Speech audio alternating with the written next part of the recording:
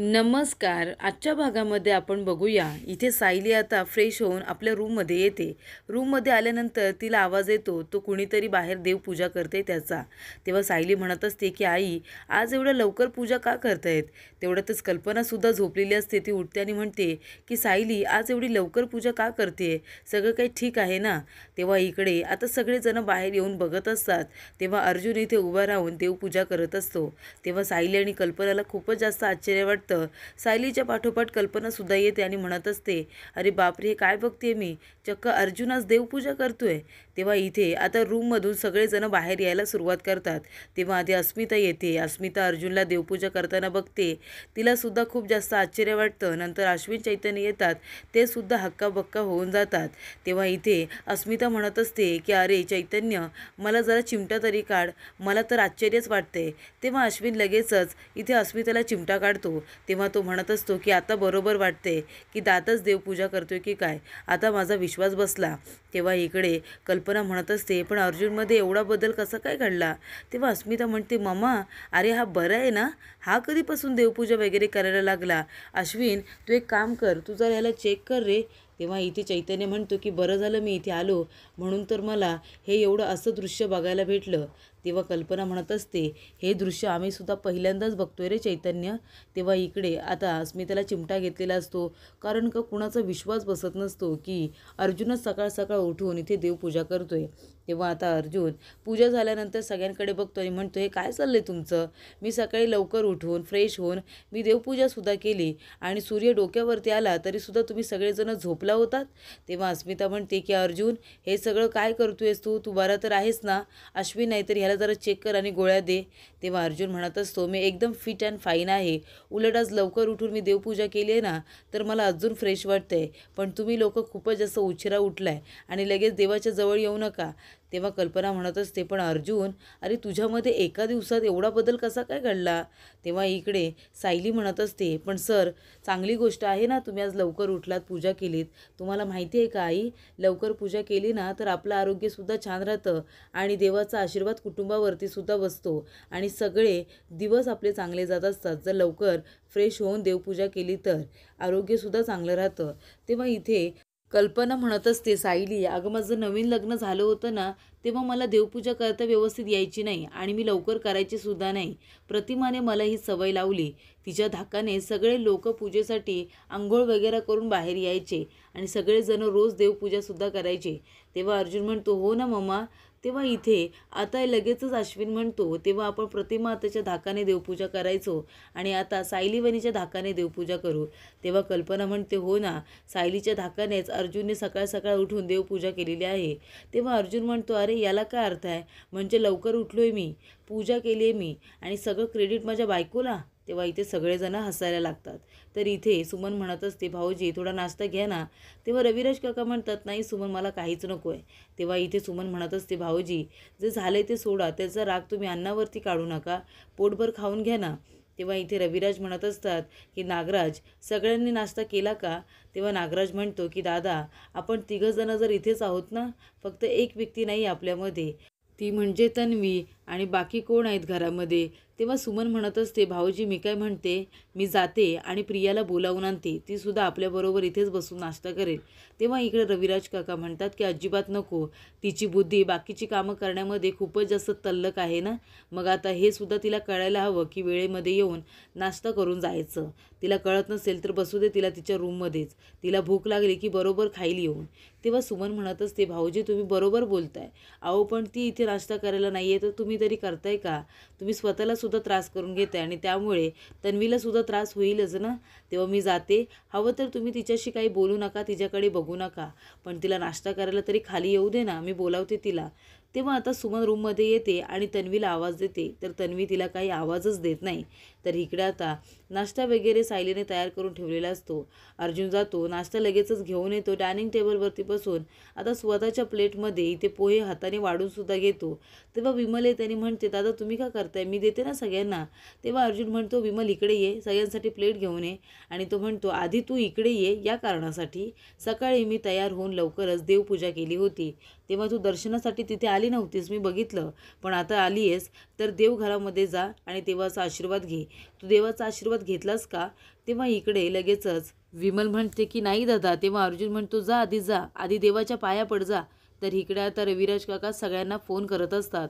तेव्हा नागराज टेन्शनमध्ये आलेला असतो. तो म्हणतो आपल्या मनामध्ये की बरं झालं पक्क्याने त्याचं काम केलं वाटतं आणि म्हणूनच आता ही तन्वी मला कुठेच दिसत नाही आहे. तर इथे आता सुमन म्हणत असते भाऊजी कुठे गेली असेल हो आपली तन्वी? तुम्ही काल तिला एवढं रागवायला नको हवं होतं. तेव्हा इकडे आता कल्पना म्हणत असते अरे अर्जुन जरा सावकाश खा ना. तेव्हा इकडे अर्जुन आता ब्रेकफास्ट करत असतो आणि तेवढ्यातच त्याला एक महत्त्वाचा फोन येतो. तेव्हा तो आता खात फोनवरती बोलत असताना सायली त्याच्याकडे बघतच राहते. तेव्हा अर्जुन म्हणत असतो हे काय करते तुम्ही मिस्टर तावडे? हे बघा आता माझा फॅमिली टायमिंग आहे की नाही, मला त्यांच्याबरोबर थोडा वेळ घालवू द्या. मी 10 ऑफिसमध्ये असतो की नाही, मग मी तुम्हाला कॉल करेन आणि मग आपण कामाचं बोलायचं. पण ऑफिसमध्ये आणि खास करून जेवताना कॉन्सन्ट्रेशनने आपण खाल्लं पाहिजे, बरोबर की नाही? तेव्हा आता ऑफिसमध्ये जे काही बोलायचं आहे ते आपण कामाचं बोलू. हा माझा फॅमिली टायमिंग आहे, तो मला माझ्या फॅमिलीबरोबर आता स्पेंड करायचा आहे. तेव्हा आता मी तुमचा फोन ठेवतोय. ऑफिसमध्ये गेल्यानंतर मी तुम्हाला कॉल करेन. खरं तर आहे ना खाता पिताना फोन आपला चालू नाहीच पाहिजे. मी आताच्या आता स्विच ऑफ करतोय. तेव्हा चैतन्य म्हणतो अरे स्विच ऑफ नको करू, आपल्याला क्लायंटचे फोन येतील ना. तेव्हा अर्जुन म्हणतो ऑफिसमध्ये गेल्यानंतर आपण उचलू ना सगळे क्लायंटचे फोन. तेव्हा इकडे चैतन्याला सुद्धा अर्जुनच्या वागण्याचं आश्चर्यच वाटत असतं. तर इकडे आता नागराजला असं वाटत असतं की पक्क्याने त्याचं काम केलंय, प्रियाचा काटा काढलाय असं वाटत असतं. तो म्हणतो अरे वा पक्क्या, एक काम दिलं तुला आणि लगेच त्या प्रियाचा काटा काढलास. तेव्हा नागराज म्हणत असतो काय बोलतोयस काय तू? म्हणजे त्या प्रियाने तुला चाकू दाखवला आणि तू लगेच इथून पळून गेलास? अरे काय घाबरट माणूस आहेस रे तू. म्हणजे ती आता प्रिया जी धमकी दिली आम्हाला ती खरी करून दाखवणार आणि जर तिने सगळं सत्य दादाला सांगितलं तर आता ही प्रिया खूपच जास्त डोईजड झालेली आहे असं नागराज म्हणत असतो. तेव्हा रविराज काका म्हणतात की आपण एक काम करूया, आपण पोलीस स्टेशनला जाऊया का? तेव्हा इथे नागराज म्हणतो पण दादा लगेच आपली कंप्लेंट कोण घेणार आहे? तेव्हा रविराज काका म्हणतात चल आपण तिला जरा बागेमध्ये वगैरे सगळीकडे शोधू, चल कुठे दिसते का ते बघू. तर इकडे आता अर्जुन म्हणत असतो की चला मी लवकर नाश्ता करायला बसलो होतो, माझा नाश्ता लवकर करून झाला सुद्धा, आता मला ऑफिसला जायचं आहे, मी पाणी पिऊन येतो. तेव्हा आता अर्जुन पाणी प्यायला जातो. अस्मिता म्हणत असते की काय रे अश्विन, हा अर्जुन काय डोक्यावरती पडलाय की काय? आता इथे पाणी आहे ना तरी सुद्धा किचनमध्ये काय पाणी प्यायला गेलाय. तेव्हा चैतन्य म्हणतो अगं ताई पाणी इथे आहे पण सायली वहिनी कुठे आहे तिथे? तेव्हा तो तिथे पाणी प्यायला गेलाय. समजलं तुम्हाला? तेव्हा इथे चैतन्याला अगदी आता अर्जुनच्या छोट्या मोठ्या गोष्टी कळत असतात. तेव्हा इथे चैतन्याला त्या गोष्टीचं आश्चर्य वाटत असतं आणि हसूसुद्धा येत असतं. तेव्हा इथे अर्जुन म्हणतो की पाणी कुठे आहे? तेव्हा सायली इथे लगेचच पाण्याचा ग्लास अर्जुनच्या हातामध्ये देते. तेव्हा अर्जुन म्हणत असतो की थँक्स मिसेस सायली, आता तुम्ही मला सांगाल ना मी कशी कामं केली आहे ती? मी गुड बॉयसारखं वागतोय ना? तेव्हा इथे सायली म्हणते की हो प्रयत्न तरी खूप छानच करताय तुम्ही. तेव्हा इथे अर्जुन म्हणत असतो की मला तेच हवं आहे, तुम्ही जेव्हा माझ्यावरती चिडता ना मला ते आवडत नाही, म्हणून मी आता अगदी व्यवस्थित आणि टापटीप वागायचं ठरवलं आहे. तेव्हा इथे अर्जुन म्हणतो तुम्ही मला सोडून तर आता जाणार नाहीत ना? आणि तुम्ही जेव्हा माझ्यावरती रागवता डोळे मोठे करून माझ्याकडे बघता ना तेव्हा मला खूप जास्त भीती वाटते. तुम्ही माझ्यावरती आता नाही रागवणार ना? कारण मी स्वतःची कामं स्वतःच्या हाताने करेन. तेव्हा इथे सायली म्हणते कशाला रागवू सर मी तुमच्यावरती? नाही रागवणार. तुम्ही जर स्वतःची अशीच काळजी घेतलीत ना तर तुमच्यावरती रागवायची काहीच गरज नाही आहे. तेव्हा इथे अर्जुन म्हणतो हो ना, चला ठीक आहे आता मी जातो ऑफिसला. आणि जात असताना सायली लगेचच म्हणते की एकाग्रता. तेव्हा अर्जुन म्हणतो काय? तेव्हा ती म्हणते कॉन्सन्ट्रेशन, एकाग्रता. तेव्हा अर्जुनला आश्चर्य वाटतं आणि तो म्हणतो हां एकाग्रताने आपण खाल्लं पाहिजे. तेव्हा आता अर्जुन बाहेर येतो आणि देवी आईच्या फोटोकडे बघून म्हणत असतो की देवी आई हे सगळं मी सायलीसाठी केलेलं आहे, आज तिच्यासाठी मी तुमच्याजवळ आलो. तर इकडे आता अर्जुन म्हणत असतो की चैतन्य आता माझा नाश्ता झाला आहे, मी माझी बॅग घेऊन गाडीमध्ये जाऊन आता बसणार आहे, मी तुझी वाट बघतोय. तू सुद्धा एकाग्रतेने नाश्ता कर आणि तू सुद्धा लवकरात लवकर गाडीमध्ये ये, मी तुझी वाट बघतोय. तेव्हा इकडे आता अर्जुन गेल्यानंतर कल्पना म्हणत असते काय गं सायली, अर्जुनमध्ये एका दिवसात हा कसला बदल झाला आहे, म्हणजे बघ ना किती व्यवस्थित वागतोय तो. तेव्हा सायली म्हणते काही नाही आई, 2 दिवसाची हौसही फक्त 2 दिवस हे करतील आणि नंतरला स्वतःहून गप्प बसतील. तेव्हा इथे कल्पना म्हणत असते अर्जुनमध्ये हा किती बदल झालाय, तो सुद्धा एका दिवसामध्ये. सायली हे फक्त तुझ्यामुळे झाले आणि सगळ्यात जास्त जर अर्जुनला कोणी ओळखतं ना तर ते तू ओळखतेस. अर्जुनला तू खूप जास्त ओळखायला लागलेस. तर इकडे आता महिपत म्हणत असतो की ही प्रिया, मला असं वाटलं होतं पक्क्याने हिचा काटा काढला असेल, तर त्या प्रियाने चाकू दाखवला तर लगेचच तो पळून गेला. तेव्हा इथे आता साक्षी म्हणत असते की अण्णा प्रियाचा इथे व्हिडिओ आलाय, काय बोलते व्हिडिओमध्ये काय माहिती. तेव्हा इथे आता व्हिडिओ चालू केल्यानंतर प्रिया त्याच्यामध्ये म्हणत असते, नमस्कार, मी तन्वी रविराज किल्लेदार. तेव्हा इथे तन्वी म्हणत असते की मला महिपत शिकरे आणि साक्षी शिकरे यांच्यामुळे माझ्या जीवाला धोका आहे आणि त्यांना मदत करतायत माझे काका नागराज किल्लेदार. या तिघांपासून माझ्या जीवाला खूप मोठा धोका आहे. खरं तर मर्डर केसमुळे यांचा माझ्यावरती डोळा होता. वात्सल्य आश्रम मर्डर केसमध्ये मी एकुलती एक अशी आय विटनेस आहे. म्हणजे मी बघितलंय की खरा विलासचा खून कुणी केलेला आहे. आणि मी तुम्हाला आज खरं सांगणार आहे, विलासचा खून मधुभाऊंनी नाही तर साक्षी शिकरेनेच केलाय आणि हे सगळं मी माझ्या डोळ्याने बघितलेलं आहे. आणि तेव्हापासूनच हे लोक मला धमकावतात आणि कोर्टामध्ये खोटी साक्षीसुद्धा द्यायला सांगतात. यांच्या भीतीमुळेच मी कोर्टामध्ये खोटं बोलले होते की विलासचा खून मधुभाऊंनी केलेला आहे. हवं तर मी माफीचा साक्षीदार व्हायला सुद्धा तयार आहे, पण तुम्ही सगळेजण प्लीज माझी मदत करा आणि माफसुद्धा करा. मी कोर्टामध्ये येऊनसुद्धा खरं सांगायला तयार आहे, असं आता इथे प्रिया म्हणत असते. तर 20-22 वर्षाच्या आधीसुद्धा याच लोकांनी आमच्या गाडीचा ॲक्सिडेंट केला होता आणि आम्हा फॅमिलीला एकमेकांपासून वेगळं केलं होतं.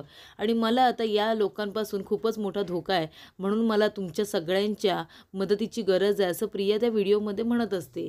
तर इथे अर्जुनने आता सगळी रूम अगदी आवरलेली असते. तेव्हा सायली रूममध्ये आल्यानंतर इथे अर्जुन म्हणतो, मिसेस सायली, बघताय ना तुम्ही रूम, मी व्यवस्थित आवरली आहे ना गुड बॉयसारखी, आणि मी बदललो आहे सुद्धा. बघा मी सगळ्या वस्तू अगदी जागच्या जागी ठेवल्यात. तेव्हा तुम्ही या गुड बॉयला किती मार्क द्याल सांगा ना. तेव्हा तो पेन घेतो आणि म्हणतो, सांगा मिसेस सायली, तुम्ही ह्या गुड बॉयला किती मार्क द्याल. मी बदललो आहे ना, मी माझी स्वतःची कामंसुद्धा स्वतः करतो आहे. तेव्हा इथे सायली म्हणत असते, ठीक आहे, पण आधी या गुड बॉयने काय काय कामं केले ते सुद्धा आपण बघूया ना. तेव्हा इथे लगेचच अर्जुन तिच्याकडे बघायला लागतो.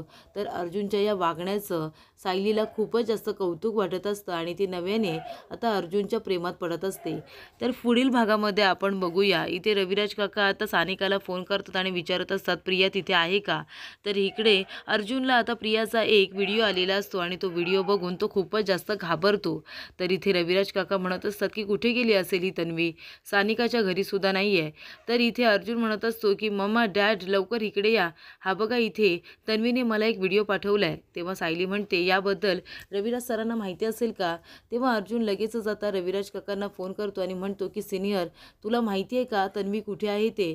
तेव्हा इथे तन्वीबद्दल विचारल्यानंतर रविराज काकासुद्धा खूपच जास्त टेन्शनमध्ये येतात.